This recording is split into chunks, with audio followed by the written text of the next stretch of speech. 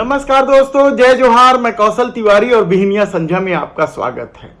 दिल्ली से राज्यसभा सांसद स्वाति मालीवाल की पिटाई को लेकर समूची दिल्ली में बवाल मचाने वाली भारतीय जनता पार्टी को कल तब सांप सूंघ गया जब देश के प्रधानमंत्री नरेंद्र मोदी के सबसे दुलारे राज्यपाल पर यौन शोषण का दूसरा आरोप लगा। इस आरोप के लगते ही समूची भाजपा बेचैन हो उठी है, क्योंकि 5वें चरण का चुनाव अभी बाकी है, यानी कुल 163 सीटों पर मतदान होना है और उससे पहले मोदी के दुलारे राज्यपाल पर यौन शोषण का आरोप क्या मायने रखता है आप खुद समझ सकते हैं। क्योंकि इससे पहले मोदी के सबसे दुलारे प्रत्याशी प्रज्वल रेवन्ना के खिलाफ भी तो घरेलू नौकरानियों के साथ भी यौन शोषण के आरोप लगे थे और अभी तक प्रज्वल रेवन्ना को लेकर न तो भाजपा की तरफ से कोई बयान आया है और न ही खोज खबर ली जा रही है उसके जर्मनी या यूरोप में भाग जाने की खबर। तब पश्चिम बंगाल, जहां भारतीय जनता पार्टी को सबसे ज्यादा उम्मीद है, वहां के राज्यपाल पर यौन उत्पीड़न के दूसरे आरोप, क्या भारतीय जनता पार्टी को कटघरे पे खड़े नहीं करता है? क्या देश के प्रधानमंत्री नरेंद्र मोदी को कटघरे में खड़ा नहीं करता है? क्योंकि इस दौर में जिस तरीके से मोदी के करीबियों पर ही इस तरह के आरोप लगे हैं, वह हैरान कर देने वाला है। पहला आरोप आप याद कीजिए, तब लगा था जब राजभवन के एक महिला कर्मचारी ने ही आरोप लगाया था।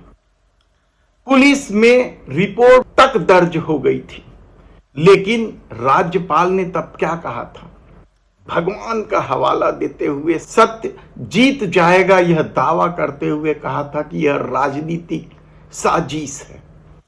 और अब जब दूसरा आरोप लगा है, ओडिसी डांसर ने जो आरोप लगाए हैं, उसके बाद बंगाल पुलिस ने जो सबूत गिनाए हैं, उससे न केवल दिल्ली महिला आयोग की अध्यक्ष रेखा शर्मा के हाथ पांव फूलने लगे हैं, बल्कि महिला बाल विकास मंत्री स्मृति ईरानी के मुंह में दही जम गया। वे कुछ नहीं बोल रहे हैं, आखिर कोई बोले भी कैसे? पश्चिम बंगाल के राज्यपाल केसी आनंद बोस देश के प्रधानमंत्री नरेंद्र मोदी के सबसे दुलारे राज्यपाल।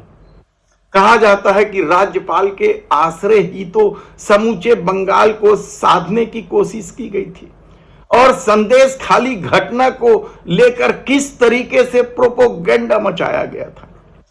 और अब जब इसी नृत्यांगना ने यह आरोप लगाया है, तो बंगाल पुलिस के पास क्या सबूत है? दरअसल वह ओडिसी नृत्यांगना यानी क्लासिकल नृत्य करने वाली उस युवती ने बताया कि वे अपने पासपोर्ट को लेकर परेशान थी। विदेश मंत्रालय अनुमति नहीं दे रहे थे और इसी बात को लेकर वे राज्यपाल केसी आनंद बोस से मिलने पहुंचे थे। केसी आनंद बोस ने तब उनसे कहा था कि वे विदेश मंत्रालय के संपर्क में जाएं। यह पहला सबूत मिला है बंगाल पुलिस को। दूसरा सबूत यह है कि राजभवन से ही 2 बार कलकत्ता से दिल्ली जाने की फ्लाइट बुक कराई गई है या टिकट की व्यवस्था की गई है। और यही नहीं, दिल्ली के एक 5 स्टार होटल में उस क्लासिकल नृत्यांगना के लिए कमरा बुक करने का काम राज्यपाल आनंद बोस के रिश्तेदारों ने किया है। और जिस कमरे में अचानक राज्यपाल के घुस जाने का आरोप लगा है, उस दिन राज्यपाल दिल्ली में ही बंग भवन में ठहरे हुए थे।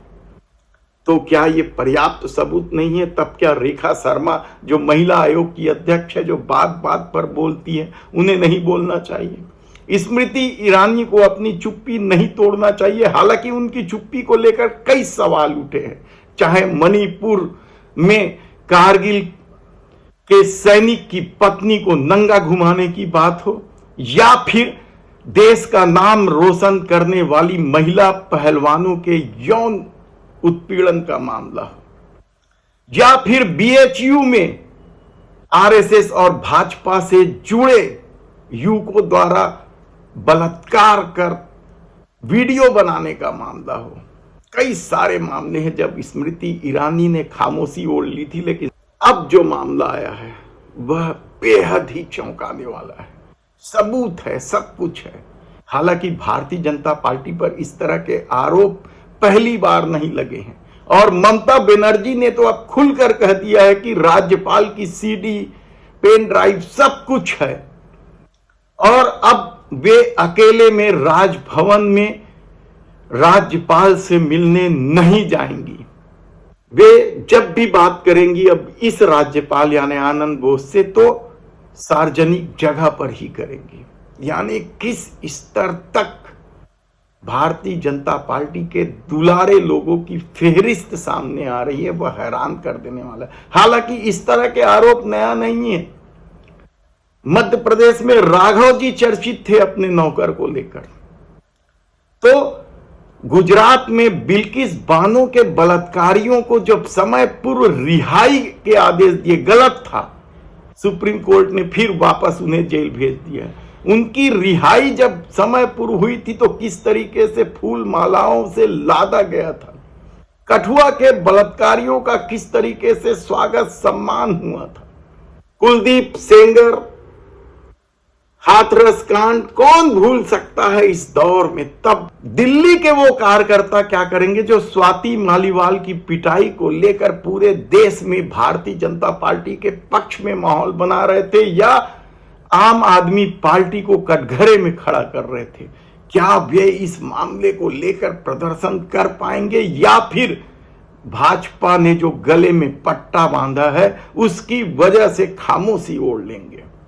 क्योंकि इस दौर में जिस तरीके से भारतीय जनता पार्टी मोदी समर्थक या हिंदूवादी संगठनों का रवैया रहा है, उसे लेकर कई तरह के सवाल उठे हैं।